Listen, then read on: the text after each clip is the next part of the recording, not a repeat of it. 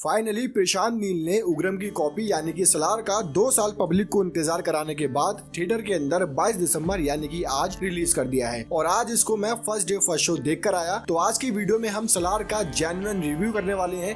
Video में आगे बढ़ने से पहले अगर आप हमारे चैनल पर नए हैं तो यार चैनल को सब्सक्राइब जरूर कर लो। सलार की हाइप बहुत ज्यादा पहले से बनी हुई थी कि जो सलार है वो KGF का पार्ट हो सकता है या नहीं हो सकता। काफी सारे कंट्रोवर्शियल टॉपिक सोशल मीडिया पे चल रहे थे, लेकिन फाइनली हमें ये भी पता चल गया था कि जो सलार है वो KGF से लिंक नहीं होने वाली है और इसमें खान सर की एक अलग स्टोरी दिखाई जाएगी। और मूवी रिलीज होने के बाद ये बात तो साबित हो गई कि जो सलार है उसका कोई भी चैप्टर KGF से लिंक नहीं होने वाला है, ये एक अलग सीरीज है। लेकिन मुझे मूवी देखते वक्त सिर्फ एक बात खटक रही थी कि अगर उग्रम मूवी जो कि 2014 में आई थी वो भी प्रशांत नील की थी, उसकी कॉपी करके सलार को बनाया गया तो इतना इंतजार कराने की लोगों को क्या जरूरत थी कि अपनी ही पुरानी मूवी को रीमेक करके पब्लिक को चूतिया बनाने वाले को प्रशांत नील कहते हैं। कुछ ऐसा ही सोशल मीडिया पे काफी सारे लोग कह रहे हैं क्योंकि सलार के जो रिव्यू है वो काफी ज्यादा नेगेटिव आ रहे हैं। प्रभास को लेकर के लोगों के अंदर काफी उम्मीद लगी हुई थी कि हो सकता है सलार जो है वो प्रभास के करियर को बचा ले और प्रभास अपने पुराने वाले अवतार में लोगों को नजर आए, जो कि लास्ट टाइम और फर्स्ट टाइम सिर्फ और सिर्फ बाहुबली के अंदर देखा गया था। उसके बाद प्रभास की जितनी भी मूवी रिलीज हुई है वो सारी सुपर डुपर फ्लॉप हुई है। और अगर आप बात करें सलार की तो सलार की नैया भी यहाँ पर पूरी तरह से डूबती हुई नजर आ रही है, क्योंकि जिस तरह से प्रभास की मूवी सलार से उम्मीदें रखी जा रही थी कि हो सकता है जो सलार है वो थोड़ी डिफरेंट होगी और हमें KGF जैसी स्टोरी इसमें देखने को मिलेगी और जो एक्शन सीन वगैरह है वो सारा हमें इक्वली देखने को मिलेगा जो कि हमें KGF में देखने को मिला था, क्योंकि इन दोनों मूवी के डायरेक्टर जो है वो बिल्कुल सेम है। लेकिन वो कहते हैं ना कि ज्यादा होशियारी भी कभी कभी लोगों के बुरे दिन भी लेकर आ जाती है। ऐसा ही कुछ हो सकता है प्रशांत नील के साथ, क्योंकि प्रशांत नील ने जितनी स्मार्टनेस से इस मूवी को बनाया उग्रम की कॉपी करके, वो सोच रहे थे कि उग्रम इतना अच्छा बॉक्स ऑफिस कलेक्शन नहीं कर पाए, लेकिन उसकी कॉपी करके अगर हम सलार बनाते हैं तो सलार लोगों के अंदर छा सकती है और सलार सारे रिकॉर्ड तोड़ सकती है। लेकिन पब्लिक इतनी बेवकूफ नहीं है कि उनको समझ नहीं आएगा कि मूवी के अंदर की क्या चल रहा है और क्या नहीं चल रहा है। देखिए सलार मूवी का जो फर्स्ट हाफ है यानी कि इंटरवल से पहले आपको प्रभास का नामो निशान नहीं मिलेगा, सिर्फ आपको एक ही नाम सुनने को मिलेगा कि देवा कौन है, देवा कौन है, देवा ये करता है, देवा वो करता है, आपको ये सारी बातें नजर आएंगी। लेकिन प्रभास की एंट्री आपको इंटरवल से पहले नहीं देखने को मिलेगी। मूवी के अंदर इतनी ज्यादा हाइप क्रिएट की जाती है कि अब कुछ बड़ा होने वाला है, लेकिन सामने इतना ज्यादा कुछ खास हमें देखने को नहीं मिलता है। आपको जगह जगह बेतुकी बातों पर बैकग्राउंड म्यूजिक तेजी में सुनाई देगा जिसका कोई तुक नहीं बन रहा होगा और स्लो मोशन सीन तो इसके अंदर ऐसे डाले गए हैं जैसे कि ना जाने कितने बड़े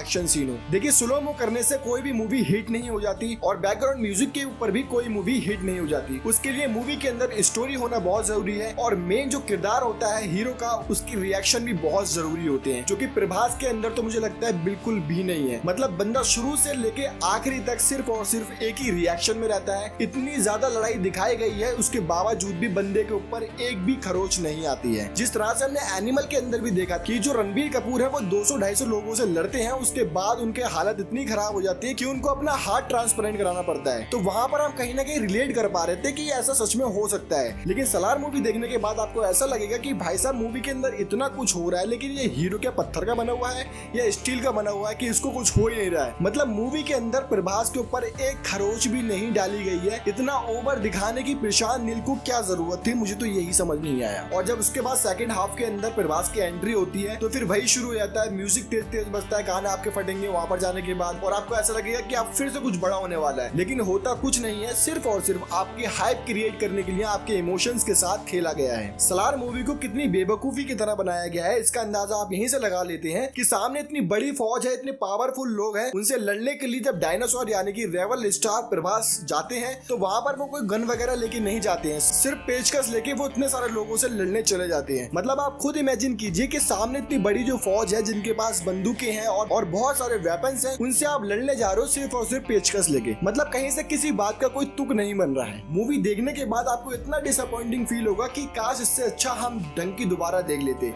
या फिर एनिमल ही दोबारा देख लेते। क्यों हमने सलार में पैसे फूके जिसके हमने इतनी सालों से हाइप बनाई हुई थी कि सलार आएगी, सलार आएगी, KGF की लिंक होगी, रॉकी भैया को बचाएगी, ऐसी बहुत सारी बातें हमें सोशल मीडिया पे और लोगों के द्वारा सुनने को मिली थी। लेकिन मूवी से जितनी आस हमने रखी हुई थी कि प्रभास का यहाँ पर कमबैक हो सकता है वो सारा नेगेटिव हो चुका है। अब ना जाने आने वाले 3 से 4 दिनों के अंदर इस मूवी का क्या हाल होगा, क्या ये आदित्य पुरुष की तरह पिटेगी या फिर नहीं पिटेगी, वो तो हमें आने वाले 4-5 दिन में पता चल ही जाएगा। मैंने दोनों मूवी देखी, डंकी और सलार। डंकी और सलार देखने के बाद मुझे तो डंकी लाख गुना अच्छी लग रही है सलार से, क्योंकि डंकी के अंदर इमोशन, कॉमेडी, ड्रामा और आप आपको थोड़ा बहुत एक्शन देखने को मिलेगा, जिसको देखने के बाद आप एंटरटेन होंगे और आपका पैसा वसूल हो जाएगा। और सलार देखने के बाद आपका पैसा बर्बाद है, क्योंकि जिस उम्मीद से आप सलार को देखने जाएंगे वैसा कुछ आपको नहीं मिलने वाला है। केजीएफ और सलार के अंदर सिर्फ एक चीज सिमिलर है, वो है इसके कलर्स, यानी कि जो इसकी टोन है केजीएफ के अंदर काफी डार्क ब्राउन टोन दी गई थी और सलार के अंदर आपको सिल्वर टोन देखने को मिलेगी, यानी कि सबका हुलिया भी आपको उसी तरह का नजर आएगा, जो कि देखने में तो अच्छा लगता है, लेकिन उसके साथ साथ अगर स्टोरी में दम हो और जो मेन लीड हीरो है उसकी एक्टिंग अच्छी हो तो मूवी के हिट होने के चांसेस बढ़ जाते हैं। सलार आप कब देखने जाएंगे आप नीचे कमेंट में जरूर बता दीजिएगा। आपका ओपिनियन क्या है, आपको कौन सी मूवी अच्छी लगी है वो भी आप जरूर बता दीजिएगा, क्योंकि मेरे जो ओपिनियन थे वो मैंने आपके सामने रख दिए हैं। और अगर आप हमारे चैनल पर पहली बार वीडियो देख रहे हैं तो चैनल को सब्सक्राइब जरूर कर लीजिए, जिससे कि आने वाली वीडियो आपको सबसे पहले मिल सके।